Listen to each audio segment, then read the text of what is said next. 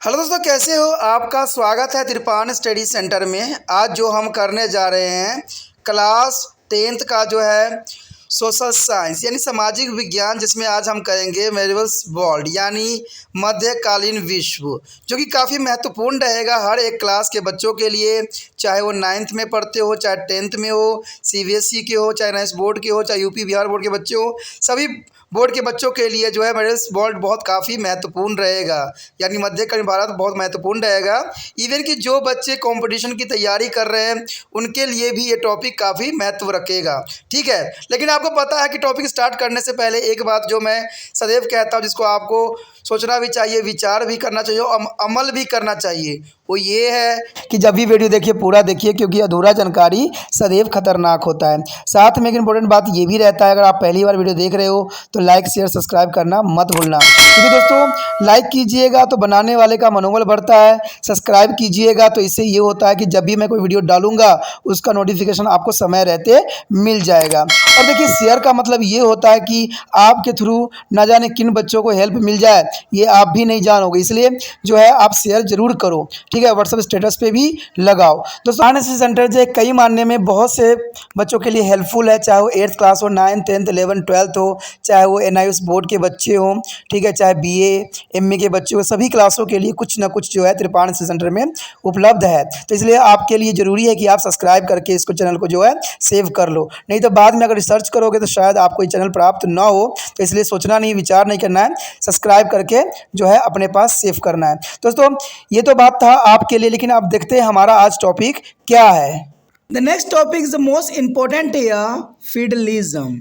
Feudalism is according here a political, military and social, economical aspects here that is the most important. You know that the ancestral state of Germanics is a people in the best managed to be restore a political stability after the collapse of the Roman Empire.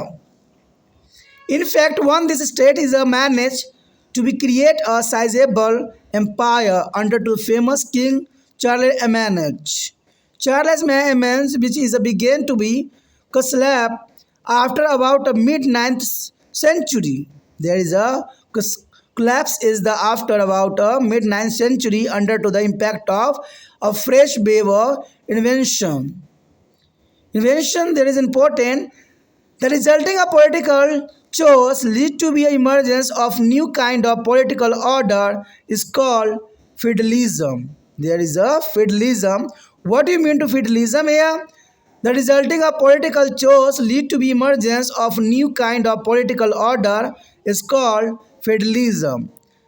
It was the hierarchicals are gradually organized of political sovereignty. Sovereignty is important. The hierarchical structure can be understood easy if you visualize as a ladder or a fight or step. At the top of the ladder stood there a king in the below him stood there a big lord known as the duck and the aeolus. Below this lord were a number of lesser lord known as the bronze. Below this were is a knights as who is where to rebel their lowest category of lords. The Lord drives there is authorities from and when there is a loyalty to be the Lord just above them and prayed null as the vessels of their Lord. And this pattern of relationship between to the Lord and vessel, that is between to bigger Lord and lesser, a Lord was the same for the top of the ladder to be a bottom. This lord were all their powerful in their respective local area. Thus the political power was widely dispersed, unlike in the Roman Empire, where it was concentrated mainly in the hand of the king. And this was the political aspect of feudalism. That is important. A unique feature of the new feudal political structure was the personal nature of their bond that linked a lord and his vessel. An elaborate ceremony would be organized to establish his bond. In this ceremony, his vessel would be take a vow to be served their lord all his life. Similarly, he also accepted their protection of the Lord. Protection was important since this were a politically is an unstable time. In return to be a protection that is a vessel received, he was bound to be perform various service for the this Lord. And this mainly included a military service, of which mean that the vessels had to be provide a contains number of traps whenever is required by the Lord. In this turn, the Lord was accepted to make a grant usually in the form of land from to the substance of the weave is a filled dome. From which the world federalism is a drive. There is the world federalism is a drive. The Lord used to the mobilize of armed a supporter in there is one area who had a personal loyalty directly to him. With this is army strength, we would be provide to military support to the Lord whenever required. With this military power, the Lord also become a complete master of their own area and could not be a challenge even by the state. That is important. In a period of political turmoils, just as the Lord shouted a protection, so did the peasant. This is a peasant had no land their own. Means the farmer had no land of their own, no implements, and could not be fought to be by seeds. For this well as for protection of free farmer now returned to be Lord. And this dependent of farmer of medieval Europe. Tied to the soil and completely is subject to the authorities of the Lord, which is called supply a major provisions of the wealth and generated during this period was through their explanations. To us understand how this happened, let us see how to agriculture was organized during this period. There is the most important point here. The entire landed state over which is the federal lord had a control was now as the manor. The land surrounding their manor house was divided into three parts. Land for the use of the lord, the arabus land is granted in the parcel to be farmer and the meadow land used by the everyone as a grazing land for a livestock. The surface who is occupy this a parcel or holding were regarded a tenants of the lord of the manor. Began the tenant there had to give us something to the lord as a rent, and this rent was paid by a farmer in form of labor's service to the lord. They also work on the land of the lord for contain a number of day in a week. Number of day in a week. The servant had to be put an extra labor during to the agricultural season when plunging, harvesting, threshing was required. Such unpaid labor service also include other heavier tasks such as a construction work and having on cutting of the firewood. In the later phase of feudalism, and this is left or service were gradually substituted by this playable in a money. Here show the most important diagram here picture of federal manor. There is the most important here. Third field, post church, cell house, manor house, workshop, and water. Second field, first field, church, band. There is the most important settlement on this time. You know that there is a all the posture here settlement on federal manor on this time here. The surplus also had to pay some due or taxes in a kind which come from to the share of their own produce. These were often is reduced or arbitrarily whenever their lord is want to be more sources. The lord also extracted from the farmer in indirectly manner here. The manure was a self-sufficient economical unit, and this means that is almost all the articles of every day use were produced and consumed on it. For this there is where to various facility like smetalized for a turning out the iron object. Flour is a mill for a grinding wheat or corn, or is oven from a baking bread. Wine are pressed for the making of wine from a grapes and the various workshop of making product of everyday use. All of this were is owned by the Lord. The farmer, mean peasant, where is a forced to be used, and this facility and their charge for this would be cost be affixed by the Lord according to his own will. The next point here, changes in a federal economics is a prosperity and increase of medieval Europe here. There is a most important topic here. We have just finished in reading about there are various aspects of the federal system, but this system is remained the same throughout the medieval periods here, and not at all. Indeed, it is the federal system was not a static system. It's a witnessed a several change and the federal economics is undergone a pattern of prosperity and a crisis. Let's trace of the pattern for a beginning here. The few centuries is after the collapse of the Roman Empire were marked by the low level of economical life.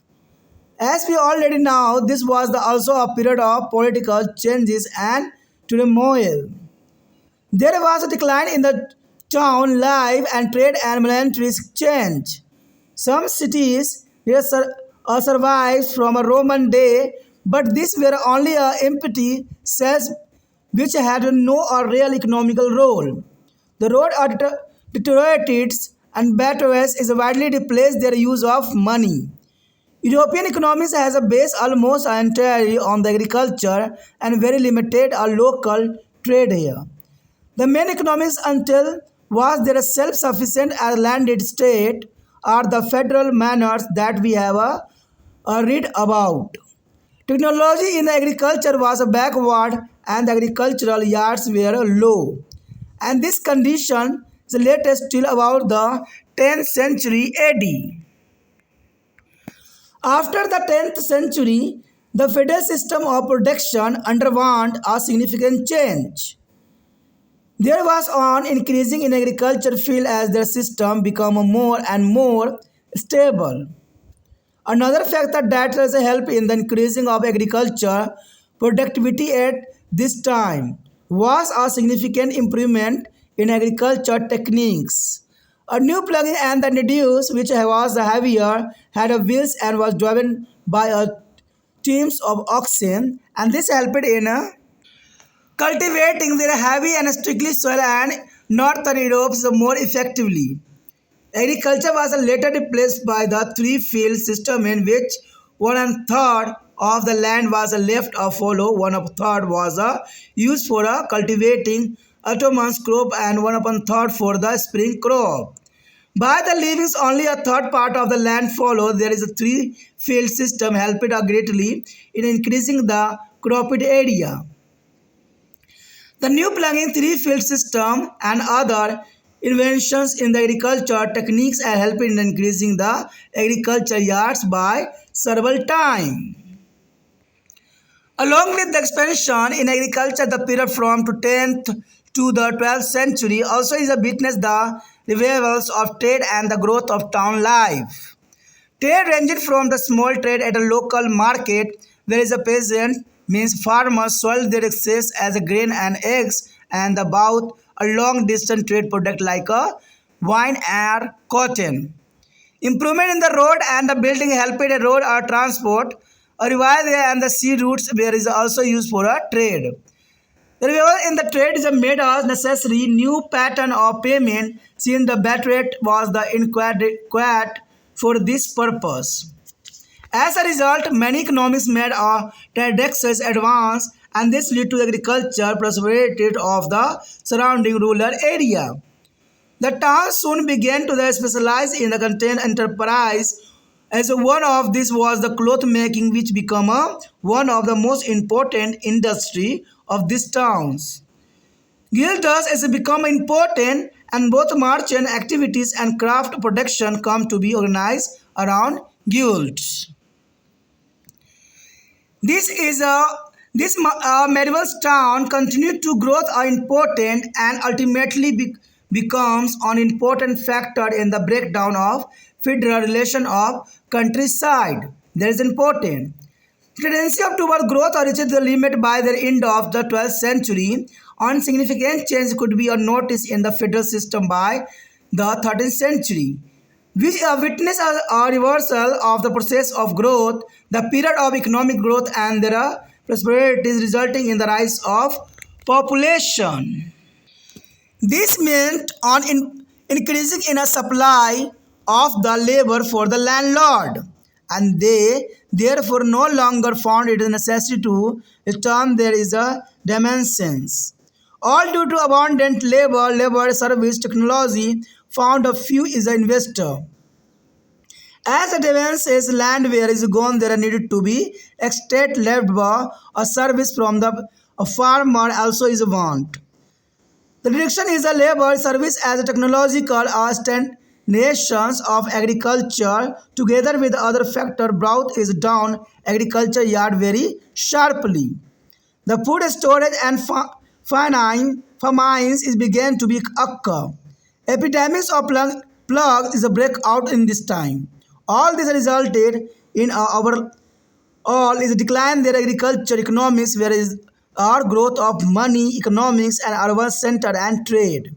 However, European society was able to be overcome this crisis and more easily than to the pre-10th century crisis, and by around 1450 their economical started moving to about to the recovery. We now have some idea about the condition in which the people as Middle Europe lived here.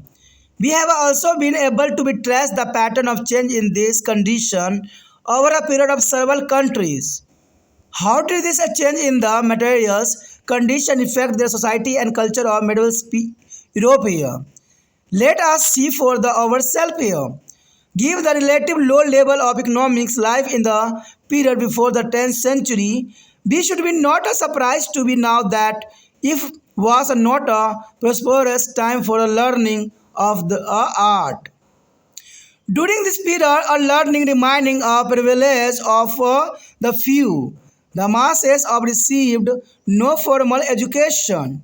In fact, the language of learning was Latin, which was now only to be presently class. However, even there is a little bite of education was a very narrow kind. It consisted of mostly of memorizations without any reasoning of the questioning. All the learning was dominated by the blind faith.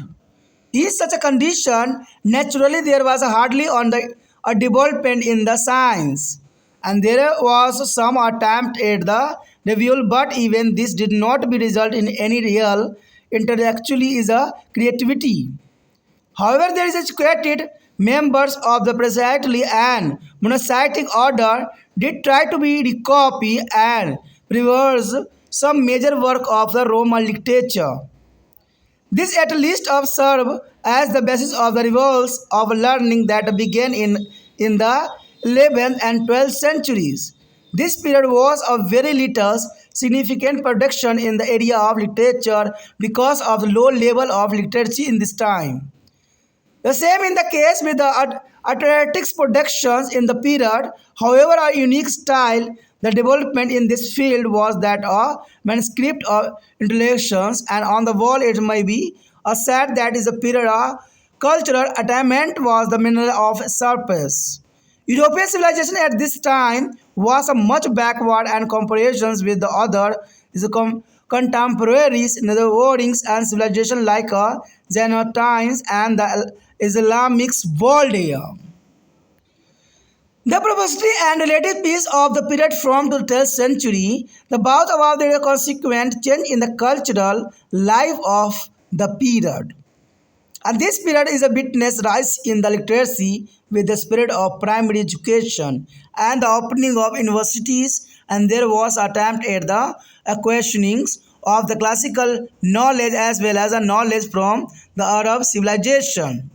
And thus the period was a progress in a knowledge and thought in Europe. It was an important step toward the intellectually the flowering that took place during the modern period. देखिए यहाँ पर जो हमारे समक्ष आया है समानतावाद। आखिर समानतावाद का अर्थ क्या होता है और इसका जो है सोशल साइंस में यानी सामाजिक विज्ञान में क्या महत्व है। देखा जाए तो हम पुरातन समय के जो है विश्व इतिहास कर रहे हैं जो कि काफ़ी महत्वपूर्ण है। अगर हम उसके अंतर्गत देखें समानतावाद को, तो समानतावाद जो यहाँ पर आता है राजनीतिक में सैन्य, सामाजिक और आर्थिक पहलू। तो इसके जो है हम सभी पहलुओं पर विस्तार पूर्वक चर्चा करेंगे और चर्चा करने के लिए आपको बने रहना पड़ेगा त्रिपान स्टडी सेंटर के साथ।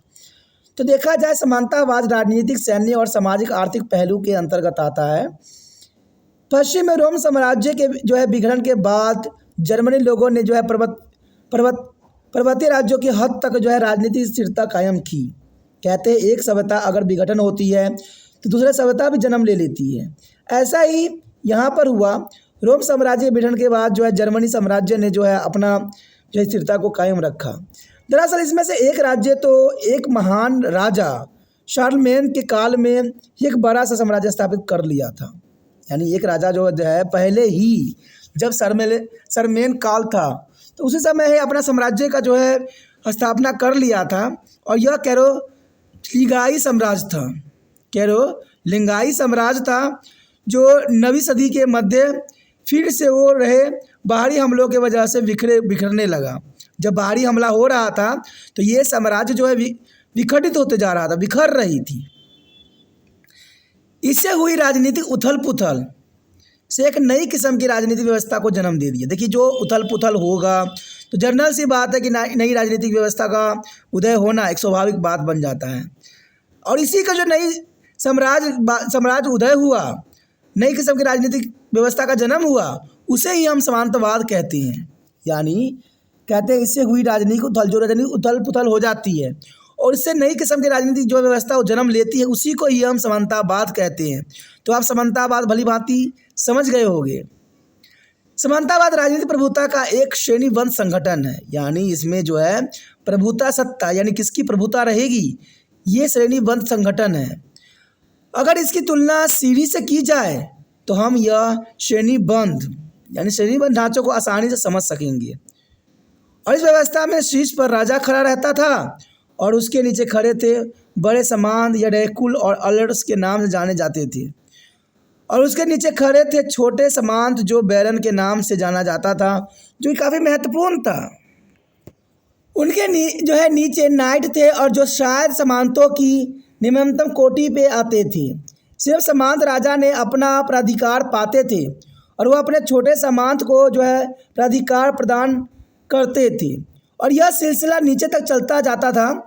हर स्तर पर सामंत अपने से ऊपर वाले के प्रति निष्ठा जताते थे, जो कि काफ़ी ज़रूरी था। ऐसा भी आज के समय में भी होता है, अपने से ऊपर वाले को जो है निष्ठा से देखा जाता है और उससे प्राधिकार पाते थे और अपने से बड़े को जो है महत्व जागीरदार कहलाते थे। यानी उनसे जो होते थे बड़े उनको जागीरदार कहते थे। सामंत और सामंतः अर्थात बड़े और छोटे सामंत के बीच के रिश्ते का यह स्वरूप पदाक्रम जो है सीढ़ियों के शीर्ष से लेकर नीचे तक सामान्य ही था। सामंत अपने क्षेत्रों के सर्वशक्तिमान होते थे। ये तो जनरल सी बात है कि सामंत उस समय जो होते थे सर्वशक्तिमान होते थे। जहाँ रोमन साम्राज्य में सारी शक्तियाँ राजा के हाथों में ही केंद्रित था। रोमन साम्राज्य था उसमें सारी शक्तियाँ जो थे राजाओं के हाथ में ही केंद्रित थी और इस व्यवस्था में राजनीतिक सत्ता व्यापक रूप से विकेंद्रित की हुई।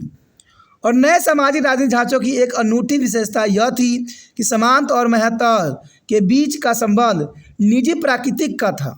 यानी निजी प्राकृतिक का था, जो कि काफ़ी महत्वपूर्ण रखता है बात। सामंत और उसके जो है मतहत के बीच रिश्ता बनाने के लिए एक लंबा चौड़ा अनुष्ठान होता था और इस अनुष्ठान में जो है मतहत जागीरदार जो है जिंदगी भर सामंत की सेवा करने की जो है कसमें भी खाता था, जो कि ज़रूरी था। कहते हैं इस समय जागीरदार जिंदगी भर जो होता था महतात के यानी सामंत की सेवा करने के लिए वचनबद्ध होता था और इसके साथ वह सामंत का संरक्षण कबूल भी करता था। यानी संरक्षण जो है सामंत किया करता था। ठीक है, तो कहते हैं संरक्षण महत्वपूर्ण था क्योंकि यह उथल पुथल और अस्थिरता का दौर उस समय चालू था। संरक्षण के बदले मातहत जागीरदार को अपने सामंत को कई तरह की सेवाएं देनी भी पड़ती थी, जो कि जरूरी थी। इसमें से मुख्य सैनिक सेवा शामिल थी, यानी सैनिक की जो है शक्तियां उनको दी जाती थी। और इसके तहत सामंत को जब भी जरूरत पड़ती थी मातहत को उसको एक खास संख्या में सैनिक की आपूर्ति करनी होती थी। यानी जब भी जरूरत पड़ता था सैनिक की आपूर्ति करना उसका स्वाभाविक बात था। और इसके बदले में सामंत उसे अनुदान देता था, जो आमतौर पर महता और उसके सैनिक के भरण पोषण के लिए ज़मीनें होती थी। और इस तरह के अनुदान को जो है फीव या यूडम्स कहते थे, यानी जो अनुदान देते थे भरण पोषण के लिए सैनिकों की, उसको जो है साधारण शब्दों में यानी उनके सब लैंग्वेज में जो है फीव या यूडम्स कहते थे। और इसी से यूटिलिस यानी समानतावाद शब्द विकसित हुआ, यानी यूटिलिस से ही समानतावाद शब्द जो है उत्पत्ति हुआ। और ये समानतावाद को जो है सैन्य पहलू भी है। सामंत अपने इलाकों में सशस्त्र समर्थक गोलबंद किया करते थे, जो कि सीधे निजी तौर पर उसके वफादार होते थे। और इस शख्स सेना बल के साथ जरूरत पड़ने पर वह अपने से उच्च सामंत को सैन्य समर्थन भी दिया करते थे, जो कि जरूरी था।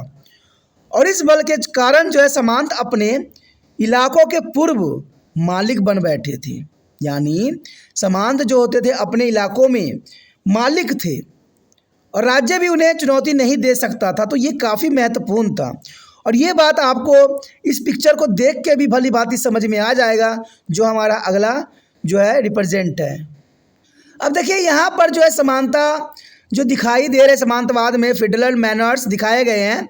आप इसमें देख सकते हो कि इसको जो है अलग अलग जो है पोस्चर में बदला गया है। कहीं आपको फील्ड दिख रहा होगा, कहीं सेकेंड और थर्ड और फर्स्ट फील्ड के रूप में है। तो कहीं चर्च की व्यवस्था की जाती थी, कहीं वेल होती थी, कहीं मैनर हाउस होता था, कहीं पोस्चर है, कहीं सेल्फ हाउसेस होती थी, कहीं वर्कशॉप होता था, कहीं वाटर डैम्स होते थे। तो इस तरह से व्यवस्था जो था उस समय काफ़ी हद तक था, जो कि काफ़ी विशेषताओं के ऊपर उजागर करता है। और ये पिक्चर भी आपको इस बात को समझाने के लिए पर्याप्त है कि फेडरल्स मैनर किस प्रकार हुआ करता था उस समय कालीन में। मध्यकालीन यूरोप की जो है अर्थव्यवस्था बुनियादी रूप से कृषि पर आधारित थी। ये बहुत काफ़ी महत्वपूर्ण बात है कि मध्यकालीन यूरोप की जो अर्थव्यवस्था थी बुनियादी तौर पे देखा जाए तो ये कृषि पर ही आधारित थी। पिछले पार्ट में हमने रोमन साम्राज्य की गुलाम श्रमिकों के व्यापक उपयोग के बारे में पढ़ा। अगर आपने पिछला वीडियो नहीं देखा तो जरूर देख लीजिए, उसमें जो है हमने यूरोप साम्राज्य के बारे में विस्तारपूर्वक चर्चा किया था। कहते हैं रोमन साम्राज्य के अंतिम दौर में गुलाम श्रम का इस्तेमाल खासकर कृषि में लगभग खत्म हो चुका था, जो कि काफ़ी महत्वपूर्ण थी। ऐसा गुलामों की ज़बरदस्त किल्लत के कारण हुआ, क्योंकि जैसे गुलाम की बहुत किल्लत पड़ गई, इसलिए ये दास्तां ख़त्म सी हो गई। कृषिगत उत्पादन के लिए गुलामों को नहीं मिल पाने से रोमन अभिजातों की जीवन शैली काफ़ी प्रभावित हुई और वह तब एक भोग विलास और ऐशो आराम नहीं कर सकते थे जब तक उन्हें शोषण के लिए दूसरे लोग न मिले। उन्होंने यह काम मुक्त किसानों के कष्टकारों और खेत दूसरे पर बोझ जो है बांट कर अंजाम दिया। यानी इनको तो कैसे भी ऐशो आराम चाहिए था, तो क्योंकि गुलाम उस समय मिल नहीं रहा था, तो इन्होंने जो है मुक्त किसानों, काश्तकारों और खेत मजदूरों को बोझ डाल के उन्होंने जो है ऐश किया। आइए देखें उन्हें सब कैसे किया, तो इसके बारे में हम विस्तार में जानने की कोशिश करें। देखा जाए तो राजनीतिक हलचल और अशांति के दौर में किसानों ने सामंतों की हर तरह संरक्षण पाना चाहता था और यह एक आम आर्थिक संकट का दौर था। आम आर्थिक संकट का दौर था और मुक्त किसानों के पास आम तौर पर कम संसाधन थे। उनके पास अपने खेत नहीं थे और न ही खेती बाड़ी के औजार थे। ये काफ़ी महत्वपूर्ण है कि उस समय बेशक ही किसान हुआ करते थे और किसान के पास आमतौर पर कम संसाधन हुआ करते थे। उनके लिए तो खेती बाड़ी करने के लिए औजार भी पर्याप्त मात्रा में नहीं होती थी और वो बीज खरीदने की स्थिति में भी नहीं थे। और इस सब के लिए संरक्षण पाने के लिए मुक्त किसानों के सामंतों की तरफ रुख करना ही पड़ता था और उन्होंने सामंतों के पास अपनी आज़ादी गिरवी रख दी, जैसे कई फिल्मों में भी आपने देखा होगा। और ज़मीन के बंद गए बाद में ऐसे कानून प्रावधान किए गए जो किसानों के ज़मीन से हटने या सामंतों को छोड़कर कहीं और जाने से रोकते थे। जब जर्मनिक कबीले रोमन साम्राज्य के संपर्क में आए तो उनके अभिजातों ने अपने कबीलों के किसानों को भी इसी हैसियत में पहुंचा दिया। और उसके बाद जब भी मुक्त किसानों ने शक्तिशाली रोमन भूस्वामित्व या जर्मनिक सरदारों संरक्षण मांगा, जिन्होंने अपनी आज़ादी खोनी पड़ी। तो इस प्रकार जो है जर्मनी की ये दशा हुई। इसमें किसान जो थे प्रमुख थे। किसानों की आज़ादी खत्म होने की इस प्रक्रिया के साथ साथ स्थानीय स्तर पर सामंतों, योद्धाओं और सरदारों और जर्मनिक सरदारों की राजनीतिक और आर्थिक ताकत भी बढ़ती गई। कहते हैं ये काफ़ी महत्वपूर्ण बात थी कि किसानों की आज़ादी खत्म होने से जो है उस समय जर्मनिक सरदारों की राजनीतिक और आर्थिक ताकत काफ़ी सब बढ़ा सा दिया। और स्थिति जो थी, कहते हैं मेज या मजबूत और केंद्रीकृत राज्य का बावजूद नहीं था।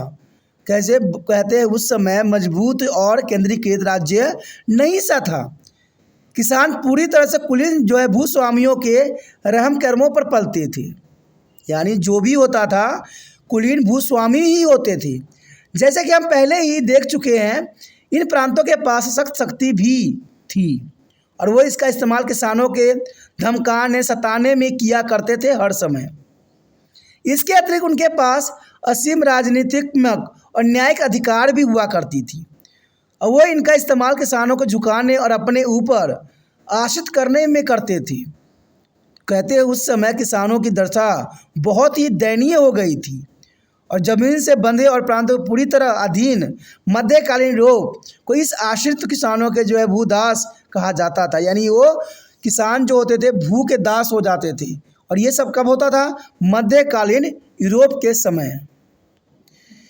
इस काल की अर्थव्यवस्था बहुत हद तक जो है सीमांतों के हाथों में जो है भूदास के शोषण पर आधारित थी और इस काल के दौरान संपत्ति का एक बड़ा हिस्सा शोषण के जरिए सुशोधित किया गया था। और ये समझने के लिए कि यह सब कैसे हुआ, आइए देखें कि इस काल में कृषि किस तरह से संगठित की गई थी, जो कि काफ़ी महत्वपूर्ण था। सामंतों के नियंत्रण वाली समुचित जमीन मैनर यानी गाढ़ी कहलाती थी। तो आप समझ सकते हो कि सामंतों के नियंत्रण यानी सामंतों के नियंत्रण वाली समूचे जमीन को जो है गाढ़ी के नाम या मेनर के नाम से जाना जाता था। मेनर 3 हिस्सों में बटी होती थी। एक हिस्सा डिमोन कहलाता था और जायदाद का यह हिस्सा सामंत के सीधे प्रबंधन के तहत होता था। मेनर के दूसरे हिस्सों में भूदासों की जोत थी और इसके अलावा मैदानी हिस्से थे जिन पर अपने पशुओं को चराने का अधिकार सबको प्राप्त था। भूदासों को जोतों पर जो अधिकार रखने वाले को सामंत के मेनर काश्तकार माना जाता था, जो कि काफ़ी महत्व था उस समय। काश्तकार होने के नाते उन्हें सामंत को लगान के रूप में कुछ देना ही होता था। यानी लगान के रूप में उनको कुछ न कुछ देने की प्रावधान उस समय काल में थी। काश्तकार सामंतों को यह लगान श्रम सेवा के रूप में अदा करती थी। यानी श्रम सेवा के रूप में काश्तकारों को जो है अदा करते थे लगान के रूप में। श्रम सेवा के तहत उन्हें हफ्तों में कुछ खास दिन डिमोन पर काम करना पड़ता था और खेती के दिनों में भूदास के ज़्यादा मेहनत करनी पड़ती थी। तब हल जोतना, बुआई, कटाई इत्यादि की जरूरत पड़ती थी। और इस तरह की जो है अवैतनिक सेवाओं में भवन निर्माण, ईंधन के लिए लकड़ियां काटने जैसे कष्ट साध्य काम भी शामिल थे। देखिए उस समय लगान के रूप में जो थे वो लोग भवन निर्माण भी कहते थे, ईंधन के लिए लकड़ियां काटते थे। तो ये सारे उस समय ये प्रावधान बन गई थी किसानों के लिए। भूदासों को बहुत कहते हैं वस्तुओं के शकल में कुछ शुल्क या कर भी अदा करना होता था। मसलन उन्हें अपनी उपज का एक हिस्सा देना ही होता था और यह शुल्क जो है मनमाने ढंग से लगाए जाते थे, जो कि काफ़ी महत्वपूर्ण था। जब भी सामंतों के अतिरिक्त संसाधनों की जरूरत होती थी तो वे शुल्क थोप देते थे उन पे, जैसे आज के समय में भी होता है। सरकार को जब पैसा कमती है तो वो जो है टैक्स को बढ़ा देती है और जीएसटी को भी बढ़ा देती है। तो कहते हैं पुराने समय में यही प्रावधान थी और आज भी वही प्रावधान है कि अगर संसाधन जरूरत होती थी तो ये शुल्क जो है आम जनता पे थोप देती थी। सामंत अप्रत्यक्ष रूप से भी किसानों का शोषण करते थे। कहते हैं किसानों का शोषण हर काल में होता है और होता ही रहेगा, क्योंकि प्रशासन नहीं सुधरती है इस पर। देखा जाए तो मनोर एक आत्मनिर्भर आर्थिक इकाई थी और इसका मतलब था कि जो है रोज़मर्रा की ज़रूरतों को करीब करीब तमाम चीज़ों का यहाँ उत्पादन और उपभोग होता था। यानी देखा जाए रोज़मर्रा के जितने भी ज़रूरतें थी सारे उपभोग इसी क्षेत्र में होती थी और इस सबके लिए वहाँ विभिन्न सुविधाएं भी होती थी। मसलन लोहे के सामान बनाने के लिए भट्टी, गेहूं पीसने के लिए चक्की, रोटी बनाने के लिए तंदूर और शराब बनाने के लिए अंगूर पेरने के कहलू मौजूद होते थे। और यह सब सामान की जो है मिलकत होते थे। किसानों को उन उपकरणों और मशीनों के इस्तेमाल के लिए मजबूर भी किया जाता था।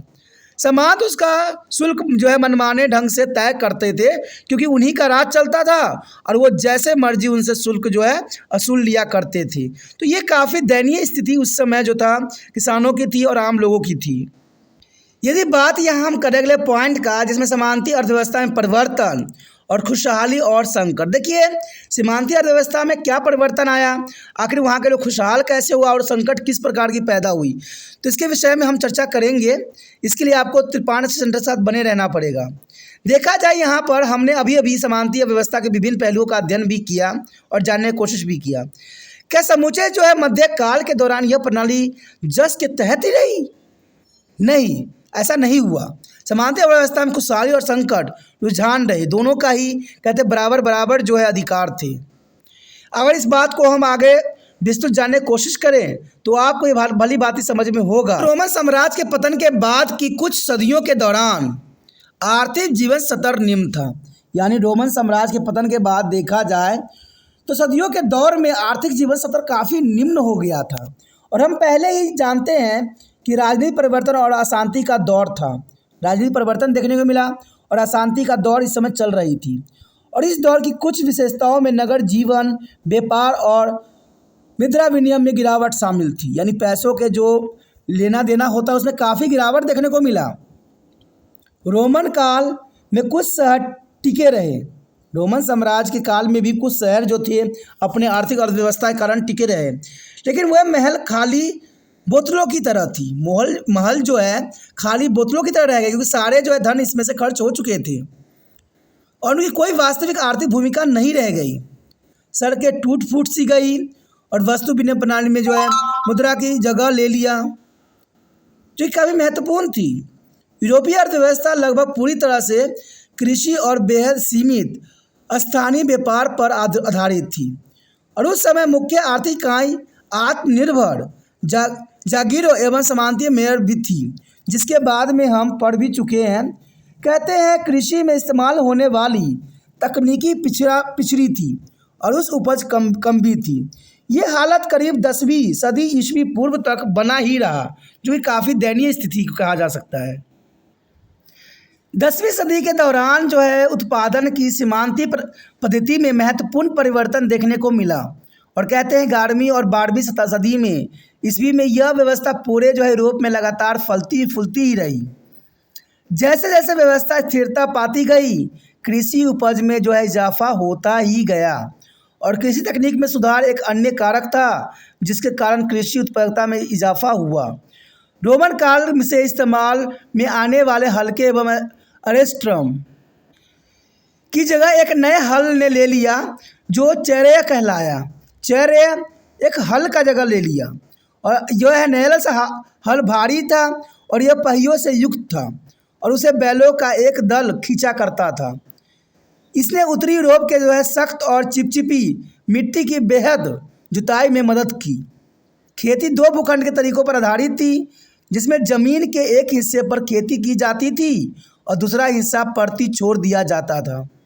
बाद में इसके बजाय 3 भूखंड का तरीका अपनाया गया और इसके तहत 1/3 ज़मीन परती छोड़ दी जाती थी और 1/3 ज़मीन पर जो है शरद फसल उगाई जाती थी। बाकी पर बसंत फसल उगाई जाती थी। ज़मीन के सिर्फ तीसरे हिस्से के परती छोड़ देने से फसल बोई गई ज़मीन का क्षेत्र काफ़ी बढ़ गया और नए हल और 3 भूखंड कृषि पद्धति और कृषि तकनीक में नई खोज में इस्तेमाल से उपज में कई गुना वृद्धि हुई। जैसे कि हमने चित्र में भी देखा था किस प्रकार का यह प्रावधान किया गया था। फर्स्ट फील्ड था, सेकेंड फील्ड था और थर्ड फील्ड था, जो कि काफ़ी महत्वता को दर्शाया था। कृषि में विस्तार के साथ ही 10वीं सदी से 12वीं सदी के बीच के दौर में व्यापार की बहाली भी हुई और नगरीय जीवन में काफ़ी वृद्धि देखने को मिला। स्थानीय हाट में अतिरिक्त अनाज और अंडे की खरीद फरोख्त से लेकर शराब और कपास जैसी वस्तुओं को भी दूरी के व्यापार का एक लंबा सिलसिला बन गया था। सड़कें के निर्माण से व्यापार में काफ़ी इजाफा हुआ। नदी और समुद्री रास्तों भी व्यापार के लिए इस्तेमाल किए जाते थे। व्यापार की बहाली से भुगतान के नए तरीके ज़रूरत हो गई, क्योंकि वस्तु विनिमय इसके लिए अपर्याप्त थे। नतीजतन लगभग 400 साल बाद मुद्रा व्यवस्था का दौर फिर से लौट आया और साथ ही शहरों का बड़ा तेज विकास भी देखने को मिला। लंबी दूरी के व्यापार और अलग बलग के ग्रामीण इलाकों में खेती से आई खुशहाली से उसे बड़ा बल मिला, क्योंकि कहते हैं खेती अच्छी होती है तो किसानों की खुशहाली मिलती है।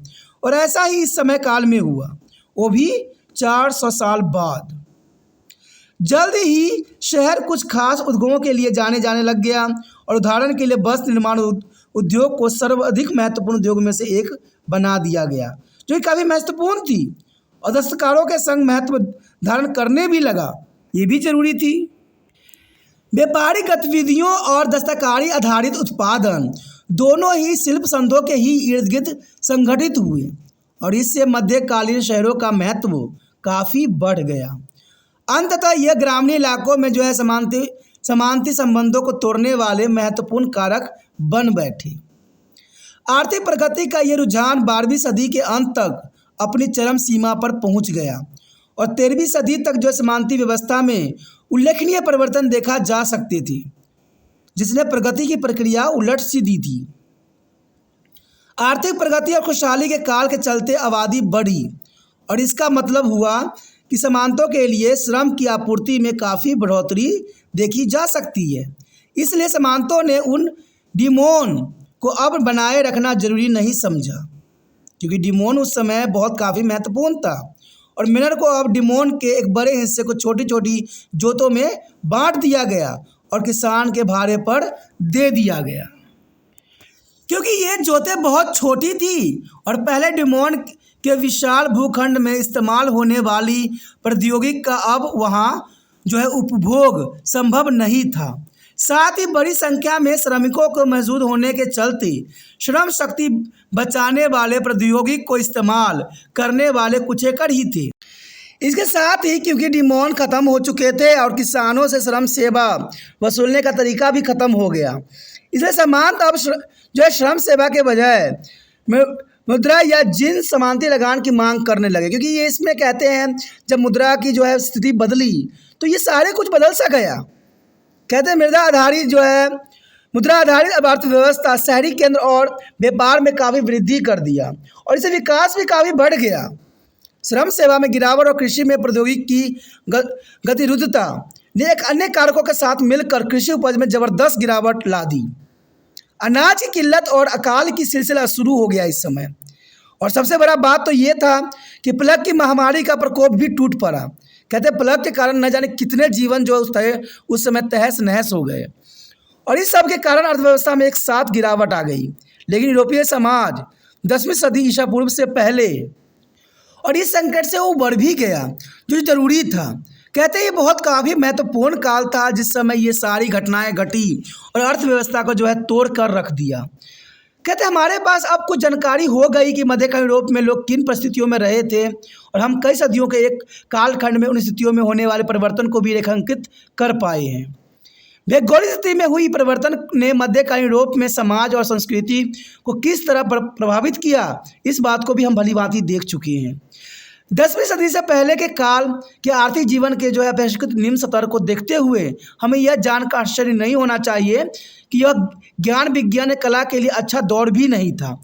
कहते जब जीवन व्यवस्था अच्छी नहीं थी तो विज्ञान और कला कैसे अच्छी हो सकती है। और इस दौरान शिक्षा का चुनिंदा लोगों का ही विशेष अधिकार बना रहा, यानी शिक्षा भी थी कुछ ही आम ही बंदों में विकसित थी। आम लोगों की कई औपचारिक शिक्षा नहीं दी जाती थी।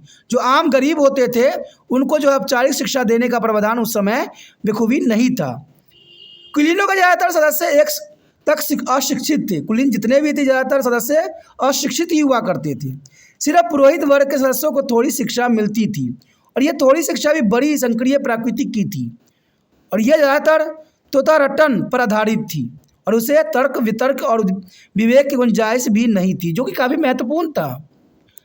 तो देखा जाए उस समय जो है तोता बना दिया था, रटा दिया था, चीज़ों के तर्क वितर्क उस समय विवेक से नहीं बनाया गया था। सीखने की पूरी प्रक्रिया पर धर्म का अधित्व था। स्वाभाविक है कि ऐसी स्थिति में जो है विज्ञान में मुश्किल से कोई विकास हो सका। पुनरुत्थान के कुछ प्रयास हुए जरूर, लेकिन उसमें भी कोई वास्तविक वैदिक सुधारात्मक नहीं देख पाया गया।